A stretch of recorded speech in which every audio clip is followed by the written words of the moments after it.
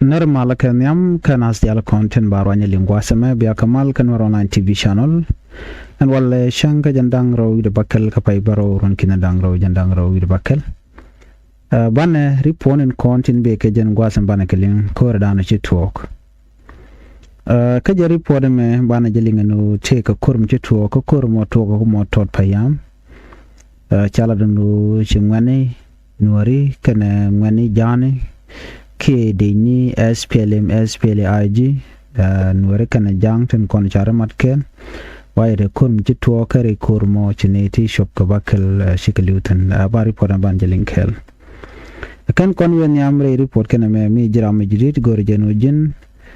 den mer online TV channel there is support there subscribe ko the notification bell there is twine ko mi chate ko mi bare gwas me le chama shube ke jikapat bana report ban jelin kel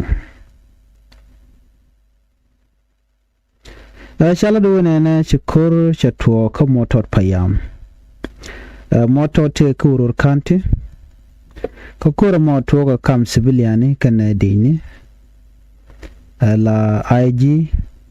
dina IG la dini tin kondi ni kui salb ke me yadit wa kurmo dit reeri porman chanu ke jan gwada me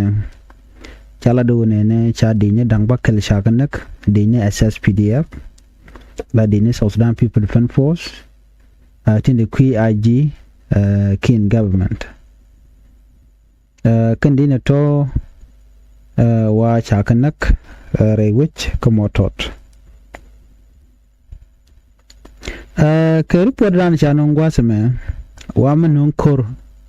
ne nungo kor ke manun kor wa dini kan tekare ko la dini SSPDF according to report ran chanon wa chi den chi chobre re komotot jalkan ka turbil ve ko la jalka ka wache ben karera tana tik tane to wan ke busy long lo lat ka to wan rera kogna trera ka te ga kwaka an wen mo che dor che to ko che terbil na jel ka kan dini SSPDF to ton rera ka motot wajen share solar power dun wifi ka ke wifi system ngai kon solar power mala wifi jako balat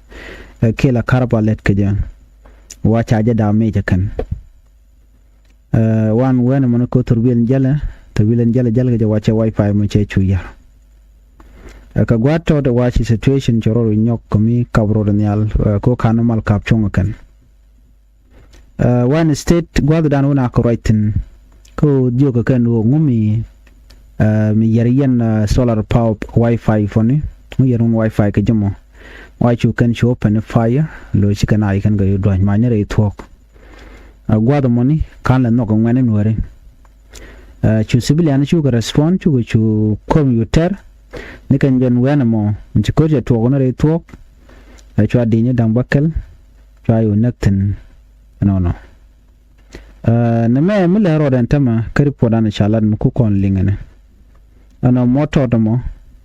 kajan kiko dan jitu wane de kon tikare ke dini SSPDF ko wa kan be yo ka yar kan dor ke kan yar ka kwaptona ko dong de kan lana je gwa wa you kan lanok and then ko kore chwa kor mi dire long kor mo che wena ko bine damba kal chigalu jibona kan kala no mite civilian te kan gabot kan lat dina madana chalat gwal chalana jen wo shi kinetin kontin tila ngwanen wore tintere to ko motot why can you care terkor cha dini SSPDF cha yu joirar den jen kulya kul no ngono chan na me gujba motot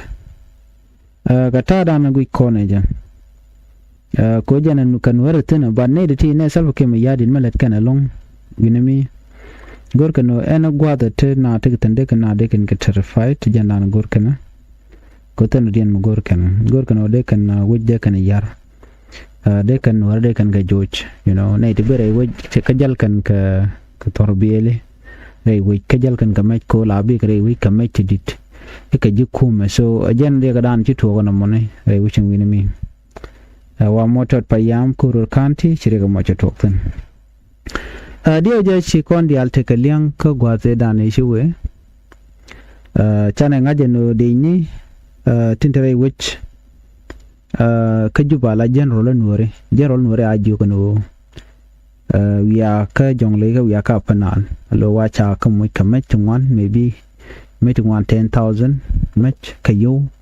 to wa na wa ko ka ko gore jeno de no de displace ka jongle ka de displace everywhere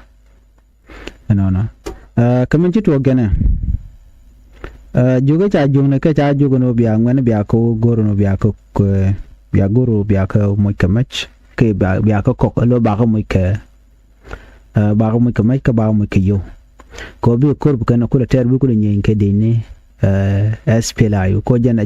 mission na jel ka kan re mission ngana mo min chiro da la jene chai gu jino kan ko cha ga choram da la chief of defense force Santino den ko jo kan enen war ba were dwarin bi ko be chairman ba ko gor ko biga lana ita moto bin ka kuma biga kula vote ka self keme yadit so agenda lat ke but incident jito wala incident be cheme chali mana and wo gor kan na when they are moving but right now ke reportan chalan mulingen mo gwata me ban mo detail ban ga jiko gwatan be ko bi adi bien family ga tin kon chare lata ngum chodo lat re ko dan chito ko mite mi chito la gor no ba jangat biya tika ngach ka bay update bon ka tin kon lat korodien ko re wike South Sudan ka jan gwas mi special jongle kana apnal telemalia ten ko ntama jan phone line jan godan la dini SSP de la ka jakaten bi ko lo ko ru nyen kana u kan wuju kana control jemi shalingan those are the result ko gorga jano den war de ka intimidate ke de ka nyon ka de kap ko bom so again kulela backfire but kor wala kamo tot ka civilian ci de ni aspela yo ci tan ka report an chalat just ka Canadian content la civilian akan yen ton Canadian content la de ni SSPDF so right now kor mo te kam de ni SSPDF kana ngana which ka buy no more information after that me share full information japan ban nga jeno nena kan wari ala konta ga juba especially ko la general already cha ko jugono bikan ray loka kan ray jikan bikan del kap ram log mal baje yan match jandan tenetam so mu kuna ari no guy kan gwasa me bi nga jeno che je kuidan so more information ba kanu ye an go jeno nya ne ko ken an wala chen jandang ru bakal ka pay waro ron kin dang ru jandang ru bakal by no more update kan kon lat korodien ni ñoga ne ko ken ka ko comment to mi char gwadamo biata mal